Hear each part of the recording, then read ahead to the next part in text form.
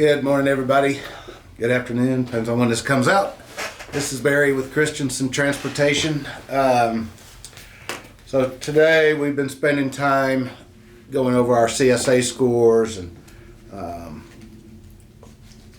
seeing what we've been doing well and what we haven't been doing well on. And it seems like the one that's creeping up that sounds the scariest, first of all, our crash indicators going down, which is good.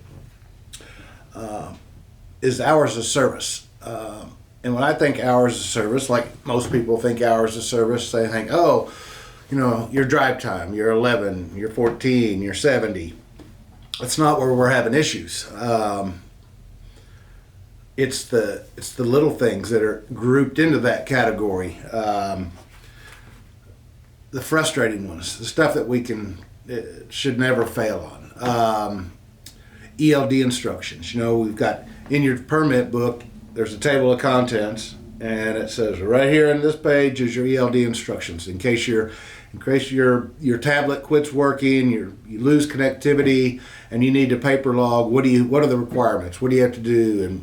And what are the instructions for sending your logs to the investigator or scale house person when you're sitting there? So we've got those instructions in the book listed alphabetically or by table of contents. There's also a button right on the front of the tablet that says send logs, and then you just put in the special identification number from the trooper or scale house inspector, and it goes to them. So these are simple things. Now I understand that you don't use that very often, and we may show you an orientation or train you when you get here. And then 8 months later, somebody says, hey, I need you to send me this. I forget my password. I might forget how to do it. But you should be familiar that everything's in that permit book. But the thing is when you're doing a level 1 inspection that can last 30 to 50 minutes, you're sitting there. You can call us and say, hey, I'm at a scale house. I can't find this. I don't know how to send my logs. What do I do? And it takes literally 30 seconds for us to fix all those problems. But when all we get is an inspection report a day later, it's too late. And it's affecting our score that says hours of service. So it looks really bad. It's not, but it's in that category. So we got to fix this stuff.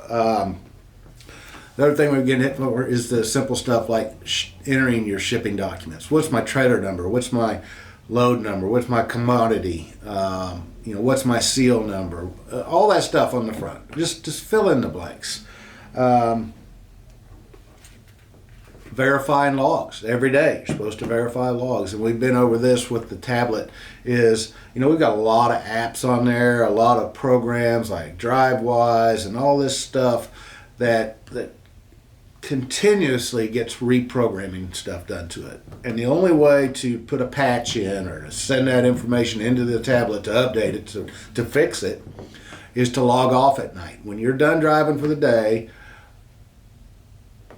sleeper berth, off duty, log off. When you log back in, it updates all that stuff and it works better. It also is the time to certify your log. You need to do that every day. There's nothing you can do 3 days later that you can't do immediately. You can't change the driving time. You got to call in here and we'll look at it. And if it's, you forgot to go off duty and you didn't move anywhere and it had you on yard move but you never left, we can fix that. We can't fix the drive time ever. So there's no reason not to certify, because even when we go in and certify, you have to certify. We edit it, then you got to certify again. So you're not gaining anything by not doing a daily certification. Probably the only area that is concerning is interpretation of the personal conveyance laws. And, I can run a report. I get a daily report sent to me. Hey, here's everybody in the fleet and how much time they went on PC yesterday. And simply we pull it up and we say, wow, this person's got 2 hours of PC. First of all, our company policy is like 50 miles, and that's not under load. That's not furthering load. That's not going to get a load. That's not whatever.